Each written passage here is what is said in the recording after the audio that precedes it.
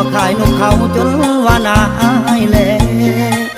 หลอกขายนกเขาจนว่านาอายแลเห็นใจอายแม่เถิดสาวคนไข้นกเขาของอายตัวผู้มันคันจุกรูยามเห็นโตแม่นกเขาก็ลายคันเสียงดงแท้แท้นกเขาก็ลายคันเสียงดงแท้แท้